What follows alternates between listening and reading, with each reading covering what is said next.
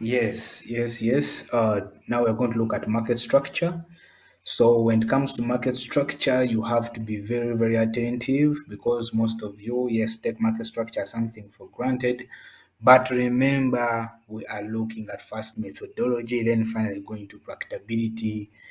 And it's going to be one of the best class so far for you guys. So remember, we are in advanced class concepts that we need to be attentive on. So we mainly focus out on the market structure because sometimes when you mark your demand zone, supply zones, you find yourself you're not sure of how to enter, you're not sure of which level I'm able to enter in the market. So it all comes back to market structure. If there are structure formations, if I don't see them in this, what I'm going to teach you from the following videos below, I don't trade. If I see it, I trade. Even with so much confidence. We don't need the indicators. We don't need EAs. But what we need is the actual skill. You need to know what I've been doing. So under market structure, remember we have mainly four types of market structure. So the first one is the bullish one. You know that most of you know. The bullish one, price creating higher highs, higher highs, higher lows, higher highs. Then we also have the bearish one, which most of you know. Lower lows, lower highs, lower lows, lower highs, lower lows, lower highs, lower lows, lower highs.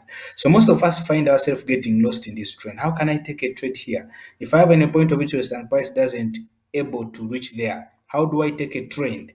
What makes a trend pause here? What makes a trend go here up? So those are the questions that we need to have in our mind. Where does price go? Then even you have the strongest, the sideways.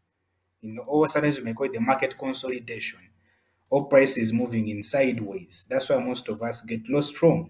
Then the last one that we have that most of you may tend to forget a lot is what we call the retracement. Sorry. Retracements.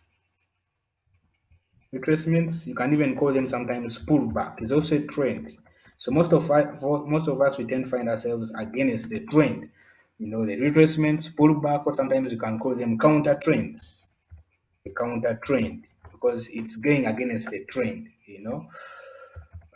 So it's one of the most important key factors that we pay attention to in our strategy that we are going to learn, or the way we are going to trade. We mind about this guy compared to this other guy. These guys are easy to take a trade, but this is the easiest on how to know how a counter trend is ending or how it is beginning. So we shall realize that once price is buying, we find ourselves this is what we call a counter trend, price retracing. You know, so this is what we call a counter trend. This price going against the trend, whereby you see long-term buys, short-term sales, long-term buys, short-term sales. So it's one of the most important things that we are going to look at. So under market structure, we have what we call the skin, the flesh, and the skeleton. I'll tell you how we see all these. If you have a skin, when you remove the skin, you see the flesh. And what does the flesh tell you? You remove it and you'll be able to see the skin. I assume you take trading as if you're a doctor.